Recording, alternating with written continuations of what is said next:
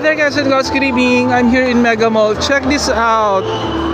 The Christmas lanterns and the Christmas displays they have for this year. This is different motive compared last year. But I wasn't able to capture last year's displays. Gosh, very red, so red.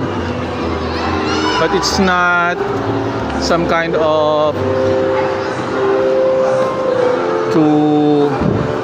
how do you call that thing? It's very cool in the eyes, even though it's red. You can call what kind of red this would be. Maroon red, very red, dark red. Yeah, if there's a dark chocolate, there's a dark red.